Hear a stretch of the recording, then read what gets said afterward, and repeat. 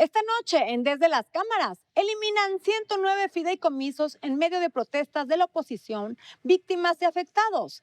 En una sesión también maratónica, diputados aprueban el paquete fiscal 2021 y tendremos la entrevista con la consultora Lía Limón para hablar sobre el presupuesto de egresos para 2021 en materia de equidad e igualdad de género. Comenzamos.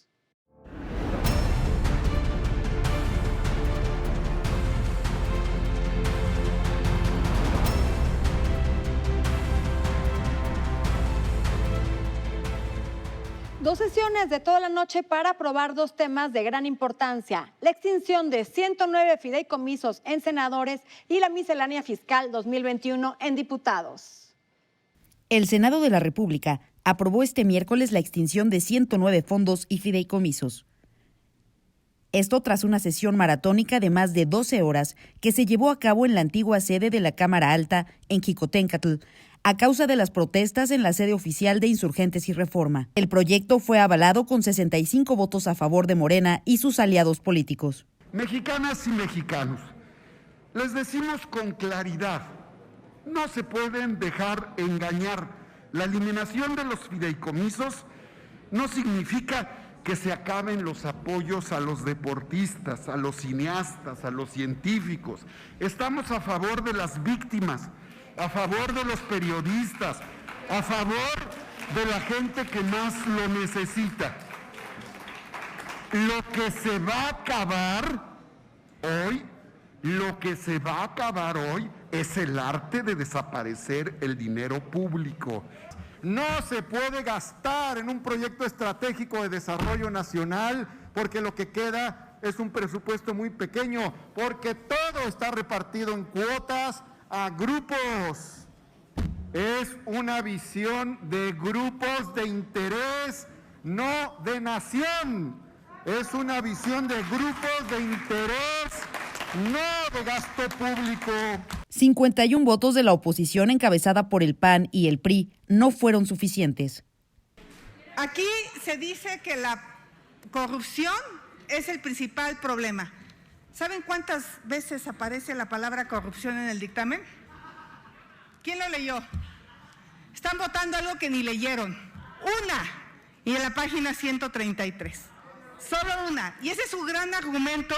Hoy estamos en uno de esos momentos en donde lo que estamos debatiendo sí le interesa a la gente, porque sí tiene impactos en miles y cientos de miles de familias en todo el territorio nacional. Porque estamos hablando, y no nos engañemos, de terminar con apoyos para los científicos, para los estudiantes, para los investigadores. Estamos hablando de terminar con los apoyos para los creadores, para los cineastas, para los emprendedores. Mientras tanto, en la Cámara de Diputados, se aprobó la miscelánea fiscal para el próximo año. El dictamen fue aprobado por 291 votos a favor y 142 en contra. Aprobado en lo general y en lo particular el proyecto de decreto por el que se expide la Ley de Ingresos de la Federación para el ejercicio fiscal de 2021. Esta ley ya fue turnada al Senado de la República. Desde las cámaras, Claudia Ivette García. Para hablar de la discusión y aprobación de la Ley de Ingresos 2021, nuestra analista en temas financieros, Alicia Salgado. Gracias, Adriana. Finalmente pasó la primera fase del programa económico del 2021 y ha pasado sin muchos cambios, aunque algunos son significativos y en favor de contribuyentes. En el caso de la miscelánea fiscal, no se modificó por primera vez en varios sexenios la carátula del presupuesto, de tal manera que las proyecciones de Hacienda en crecimiento económico, inflación, tasas, etcétera, continúan tal cual.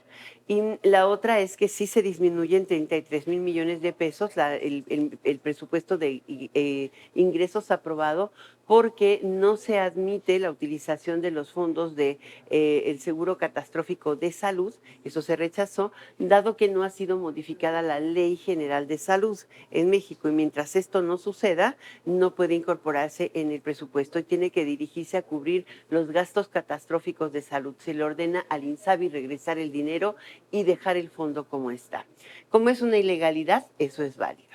La tercera cuestión interesante es que sí procedió el que las plataformas digitales se conviertan en retenedores de impuestos, tanto del IVA como del ISR. No es que ellas lo paguen, lo van a pagar las personas físicas que utilicen el presupuesto, pero también esas plataformas van a pagar impuestos sobre la renta sobre su actividad en México. De lo contrario, tendrán que ser desenchufadas. Y se bajó la pretensión de subir el impuesto al espectro radioeléctrico para uso celular. No fue un 56% de incremento, que era bastante difícil y iba a repercutir en nuestro bolsillo a fuerza, sino que se quedó más o menos en un promedio de 3.5%. Es inflación lo que se está reconociendo. Y por último, en materia de miscelánea fiscal, hay varias cosas, no cambian las donatarias, pero lo que sí cambia es la obligación que nos estaban haciendo tener de que si un inspector del SAT llegaba a tu casa podía meterse hasta la cocina a tomar fotos y videos. Y esto, pues sí, la discusión obligó a que se protejan los datos personales y la privacidad, y para que eso suceda tú tienes que dar tu anuencia por escrito y solo puede realizarse en un equipo específicamente autorizado y registrado del SAT. De otra manera, con teléfonos particulares o personales no puede proceder. Y salvo que se esté realizando o presumiendo una auditoría, porque ahí hay un domicilio falso o una facturera o la actividad económica que se reporta es distinta, solo en esos casos. Así es de que habrá mucho de qué platicar. Hubo cambios, yo creo que algunos se afinaron, otros no, pero finalmente habemos ley de ingresos, carátula económica, modificaciones a leyes fiscales y miscelánea fiscal. La siguiente fase inicia ya en la Comisión de Presupuesto con el análisis preliminar del uso de los recursos para el próximo año. Yo pongo este tema bajo la lupa desde las cámaras. Gracias, Alicia. Y ahora vamos con la entrevista que nos preparó nuestro compañero Víctor Sánchez Baños. El grupo mayoritario de Morena en el Congreso del Estado de México plantea cambiar la actual constitución de la entidad. Esto tras un acucioso análisis entre fuerzas políticas, sociales, científicas y el pueblo en general. Pero ¿por qué hacer una nueva constitución para la segunda entidad en el país con mayor número de habitantes? ¿Qué tendrá de nuevo este ordenamiento jurídico? El diputado Maurilio Hernández, presidente de la Junta de Coordinación Política del Congreso del Estado de México, nos dará respuestas a estas y otras interrogantes. Esto responde, desde luego, a una iniciativa de la legislatura a partir de la percepción, primero, de la ciudadanía y de la valoración de los diputados, de que la realidad que vivimos actualmente en el Estado de México ha rebasado el marco constitucional y legal de nuestra entidad. La legislación con la que contamos ha tenido, desde 1917, que es cuando se promulga, ha tenido solamente una reforma de fondo a propuesta del Ejecutivo en ese momento, que fue en 1995, y posteriormente ha tenido 4 reformas parciales. Esto trae como consecuencia que nuestro marco jurídico pues se vea de alguna manera rebasado y que ya no responda a las expectativas. Hay una serie de contradicciones al interior de la propia letra constitucional que obliga a los diputados a que de manera permanente estemos presentando iniciativas de reformas a artículos constitucionales o generando nuevas propuestas de leyes, modificando o adicionando artículos legales y constitucionales que lo único que han provocado ya pues es un entramado muy complejo. Parte del esquema con el que estamos haciendo el planteamiento y que ya está establecido en el protocolo que la propia comisión o el secretariado técnico ha entregado a la legislatura, implica, desde luego, la realización de un foro permanente, foro abierto. Estamos hablando de un congreso abierto para efecto de que todos los sectores de la población, ya sea de manera organizada o en lo individual o personal, puedan estar participando en conferencias, en foros de discusión y desde luego también en las aportaciones que necesitamos de acuerdo a los grupos de trabajo que temáticamente se van a establecer.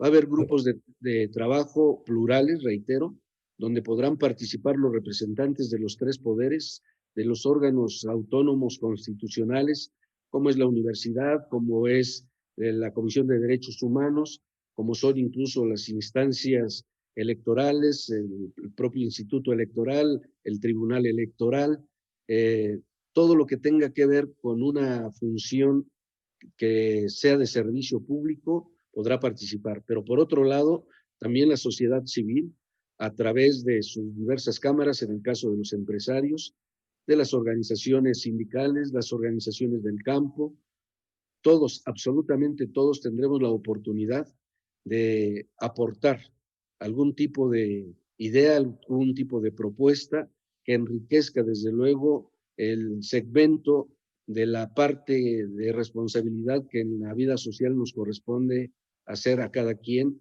donde nos encontremos. Así que será abierto y participativo, muy incluyente. Aunque no se fijó una fecha para concluir los debates, es muy claro que será un tema de grandes discusiones. El diputado Mariano Hernández nos dijo que las garantías sociales están sobre las garantías individuales y esa va a ser la premisa de la nueva Constitución. Esto a diferencia de la Constitución General de la República y el resto de los ordenamientos similares en todo el país, donde lo individual está sobre lo social. Tras la consulta, las conclusiones serán llevadas a lo que será el Congreso Constituyente. El debate se convertirá también en un tema nacional. Y está con nosotros Claudibet García, quien nos va a explicar el proceso para designar al nuevo comisionado del Instituto Nacional de Transparencia y Acceso a la Información. Hola Claudibet, buenas Adriana, noches. Un gusto saludarte, muy buenas noches. Igualmente. Tenemos derecho a la verdad. Como sociedad, tenemos derecho a una buena administración pública porque la pagamos con nuestros impuestos. Por eso es fundamental que hablemos de lo que está sucediendo en el Senado de la República, para nombrar a los 2 comisionados que le hacen falta al Instituto Nacional de Transparencia, Acceso a la Información y Protección de Datos Personales, el INAI.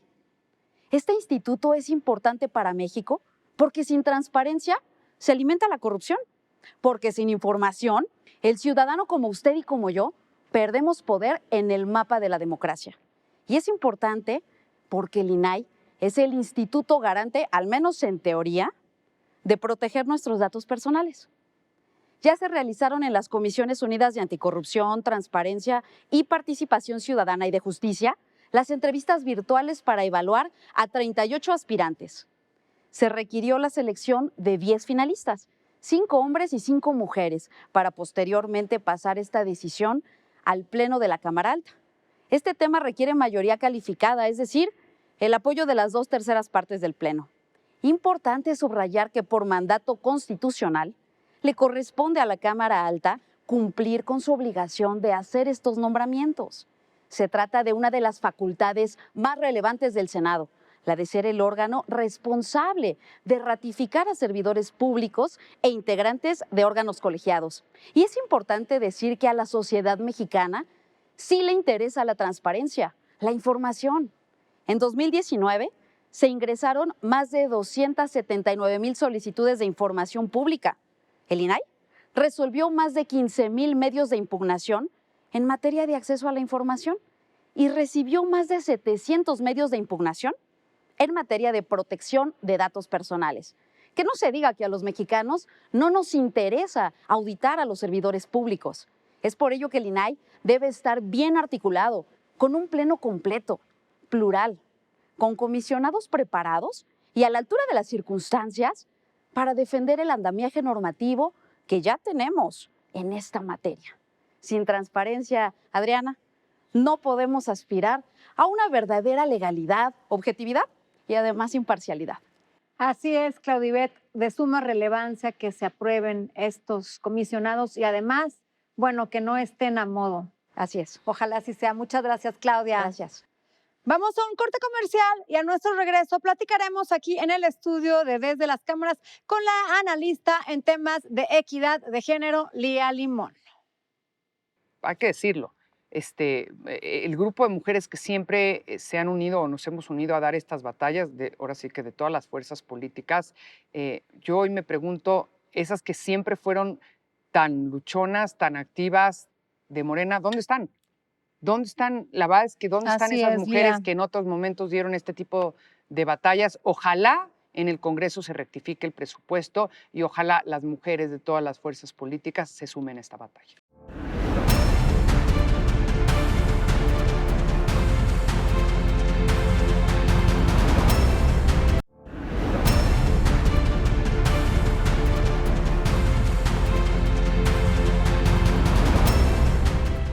En Derecho tiene la maestría Lía Limón García, abogada. En Gobernación fue subsecretaria y también antes diputada. De muchos temas que maneja, de derechos humanos enterada, de la mujer y sus conquistas la duda nos despeja. Equidad de género será su plática, hoy nuestra invitada. Ya estamos de regreso, gracias por permanecer con nosotros y esta noche nos acompaña aquí en el estudio de Desde las Cámaras la consultora Lía Limón, quien es experta en temas de género. ¿Qué tal, Lía? ¿Cómo estás? Buenas noches. ¿Qué tal, Adriana? Mucho gusto, muchas gracias por la invitación a este espacio. Lía, pues ante un contexto poco favorecedor para las mujeres, se está discutiendo y está por aprobarse un paquete económico que lejos de apoyarlas, lejos de aumentar el presupuesto en los institutos de mujeres, en los programas sociales relacionados con mujeres, se ve disminuidos. Queremos escuchar de ti, que eres experta en estos temas. ¿Cuál es tu análisis? A ver, te cuento un poco. Mira, aunque somos la mitad de la población, las mujeres estamos siendo tratadas en el presupuesto, el proyecto de presupuesto 2021, como una minoría. La lucha por garantizar que el gobierno destine recursos a programas, políticas públicas e instituciones que tienen que ver con la agenda de género, se ha dado durante muchos años. Es una batalla de muchos años de mujeres de todas las fuerzas políticas. Y hoy la verdad es que es una batalla que se está viendo muy afectada por el presupuesto que se está planteando. Y la verdad es una batalla que tiene que ver con que la igualdad no quede en el discurso, porque igualdad que no esté en el presupuesto no es igualdad. Entonces, sí es importante decir que el proyecto de presupuesto del 2021 es un retroceso a las batallas que se han venido dando, aunque aparenta un aumento del 20% para los programas que promueven la igualdad, en realidad no lo es, porque el 85% del anexo 13, donde se ha dicho que se aumenta de manera importante, está destinado a los principales programas sociales prioritarios para el gobierno que no están diseñados con perspectiva de género y que además carecen de reglas de operación, pero sobre todo que no están diseñados tomando en cuenta las necesidades de las mujeres y la realidad de las mujeres en nuestro país. Te voy a dar un ejemplo, el programa de adultos mayores, que es un programa al que se plantea un aumento importante, se le están etiquetando el 50% de todos los recursos que el Estado debería de destinar a promover la igualdad. Es un programa que qué bueno que se le den apoyos a los adultos mayores, pero que no tiene nada que ver con una agenda de género, es decir, no tiene nada que ver con tomar en cuenta las necesidades específicas de las mujeres. Lía, incluso relatores de la ONU, de la Organización de Naciones Unidas, han dado declaraciones en contra de este presupuesto que, lejos de estrechar esta brecha en equidad de géneros, pues la amplía. Preocupa mucho, por ejemplo, que al programa de salud sexual y reproductiva se le quiten 500 millones de pesos, que haya una merma importante también en el Centro Nacional de Equidad de Género y Salud Reproductiva, con un recorte del 21%, que se prevea un recorte del 26% en el caso de la atención para cáncer de mama y de 23% para cáncer cervicouterino y cáncer de endometrio, 16% menos también para cáncer de ovario. Es decir, esto por el lado del tema que tiene que ver con salud de la mujer. Y bueno, constitucionalmente el gobierno debe de ser garante de la salud sexual de los hombres y de las mujeres. Sí, además es bueno decirlo ahorita porque el mes de octubre es el mes de prevención del cáncer de mama, entonces pues llama la atención que, dada la realidad que existe, se esté haciendo esta disminución. Por otro lado, también hay un recorte del 60% a aquellos programas que inciden directamente en la igualdad, en la prevención y en la erradicación de la violencia y la no discriminación. Por ejemplo, el PAIMEF, el famoso PAIMEF, que es el programa de apoyo a las instancias de mujeres en las entidades federativas, enfrenta una reducción del 3.3% con respecto al 2019. Desaparecen las casas de mujeres indígenas. Pero además, en cuanto a políticas públicas que contribuyan a conciliar familia y trabajo, también hay un golpe importante. No solo la cancelación que ya se había dado del 2018 al 2019 del programa de estancias infantiles, sino que ahora cancelan completamente el programa de escuelas de tiempo completo. Y eso afecta no solo al desarrollo y la educación de los niños, sino también a las mujeres que tienen una jornada laboral. Las profesionistas. Y esto es muy preocupante porque además las mujeres, y peor en pandemia, ¿no? Las mujeres se enfrentan una triple jornada. El homeschooling, ¿no? La escuela de los niños en casa, el home office, el trabajo en el hogar, aquellas que han conservado su trabajo o el tener que salir a trabajar. O las que tienen que salir a trabajar. Y regresar. Y por otro lado, las labores del hogar. Entonces, no se está tomando esto en cuenta, no se está dando un solo apoyo a las mujeres que permita este tipo de conciliación de familia y trabajo ante el enorme desempleo que se ha dado a partir de la pandemia. Aquellos programas de apoyo al empleo y al emprendedurismo de la mujer se han eliminado. Se eliminó aquel que tenía un poco más de 300 millones de pesos, también fue eliminado. Es decir, la agenda de género, la verdad es que no está tomando en cuenta. Y peor aún, ahorita abordamos más ese tema, pero ante el aumento de violencia contra la mujer, que hay casos. Ese es el punto, que estamos viviendo un presupuesto que es contracíclico derivado de la pandemia, pero el feminicidio no debe ser contracíclico. El feminicidio ha ido en aumento. Las mujeres cada vez tenemos más miedo de salir solas, de salir de noche. Cada vez estamos siendo más maltratadas, más muertes. En lugar de irse reduciendo esta brecha de asesinatos, se ha ido aumentando. Así es. Y mira, no tiene lógica que con las cifras que existen, o sea, en un país donde hay entre 10 y 11 feminicidios diarios, haya una merma al presupuesto de las instituciones encargadas de prevenir, erradicar y sancionar la violencia contra la mujer, como es la CONAVIM, la Comisión justamente para prevenir y erradicar la violencia contra la mujer, que está en la Secretaría de Gobernación, es descentralizada de la Secretaría de Gobernación, sufre una reducción importante y la alerta de género, a su vez, también lo sufre. La alerta de género es esta herramienta que se utiliza para decretarla en aquellas entidades o municipios donde la violencia va en aumento y la acompaña un presupuesto para implementar una serie de medidas que permitan reducir o erradicar este tipo de violencia feminicida. Lía, y ahí también hay una reducción. Esta semana la secretaria de Gobernación declaró que ella ha sufrido misoginia en varias reuniones, sobre todo en reuniones que tienen que ver con seguridad pública. Entonces, ¿tú crees que este problema es un problema de raíz de los sujetos que toman las decisiones, que mandan las propuestas del presupuesto, incluso los legisladores que las discuten, las analizan y las aprueban? ¿O es un tema que venimos cargando desde hace muchos años y no va a tener solución?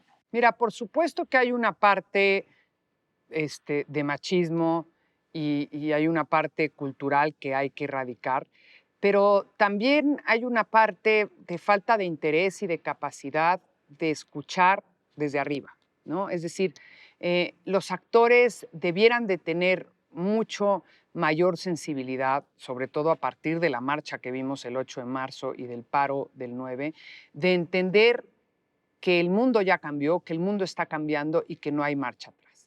Y que el tema de género es un tema que se tiene que atender, es un tema en el que se tiene que trabajar y que no puede ser que ante la realidad en la que nos encontramos, aumento de violencia, un impacto enorme de la pandemia en las mujeres, no solo porque aquellos sectores donde más empleos se han perdido son sectores en su mayoría ocupados por mujeres, sino por aquellas que se han tenido que regresar a retomar las actividades del hogar al 100% y que se ven impedidas de regresar a la vida laboral. Es decir, un impacto negativo en esta parte de la participación de la mujer en la vida económica del país. Y ante esa situación, que además eso también impacta en la violencia, es decir, para reducir la violencia necesitas empoderar a la mujer y para empoderar a la mujer necesitas que ésta logre su independencia económica. Es muy difícil que una mujer que no tiene independencia económica se salga de un ciclo de violencia en el hogar. Y para ello justamente necesitas recursos, necesitas políticas públicas y necesitas programas de apoyo y una agenda específica en la que se pueda avanzar en el tema de género. Y sí, en efecto, lo que estamos viendo es lamentable. A mí la verdad me llama la atención porque, hay que decirlo, el grupo de mujeres que siempre se han unido o nos hemos unido a dar estas batallas, ahora sí que de todas las fuerzas políticas, yo hoy me pregunto, esas que siempre fueron tan luchonas, tan activas de Morena, ¿dónde están?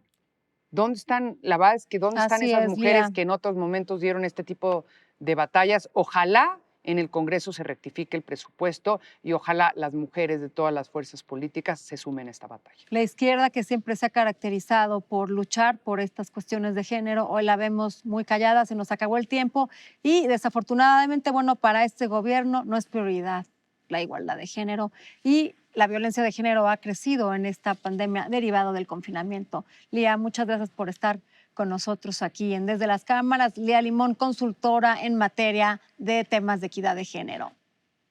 No se pierdan próximo jueves, 11:30 de la noche, el único programa de la televisión que pone bajo la lupa el quehacer legislativo. Buenas noches.